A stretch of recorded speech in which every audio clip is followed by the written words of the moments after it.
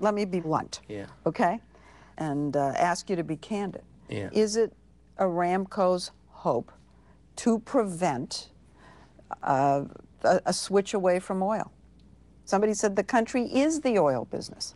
I mean, you absolutely need to do this for your own survival. And what's wrong with that? Well, I didn't say anything was wrong with it, but it's a fact.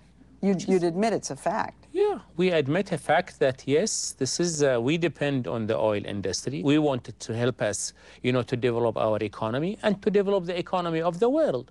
So what is good for the well-being of Saudi Arabia should be good for the well-being of the world too.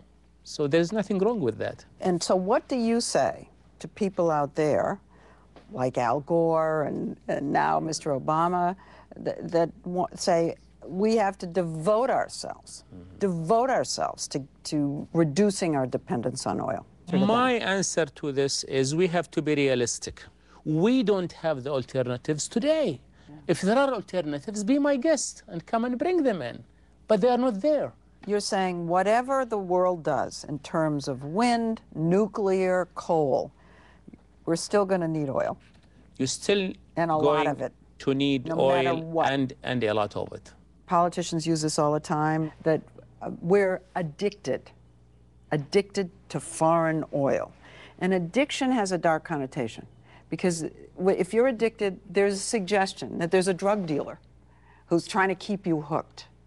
It's in the air that you want to keep us hooked. There is nothing addictive about oil. If you look back 100 years, what would the world be without it? Even President Bush was an oil man.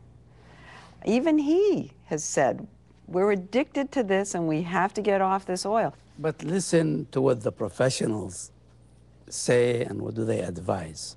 It's not going to happen today. It's not going to happen 10 years from now. It's probably not going to happen 20 years from now. It's not going to happen 30 years from now, okay? Because you're still going to be using fossil fuels. Rather than oil pushers, the Saudis see themselves as good global citizens who are trying to save the world from a catastrophic oil shortage. But as Oil Minister Al-Naimi told us, the kingdom is hedging its bets. We in Saudi Arabia are developing solar energy.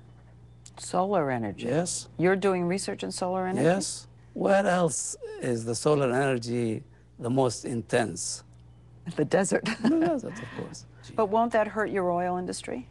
No, not at all. It will supplement it. Our vision is that we will be exporters of gigawatts of electricity. We will be exporting both. Okay, and what was barrels of oil and gigawatts of power. And so he says the kingdom will still be in the energy business long after the sun sets on the age of oil.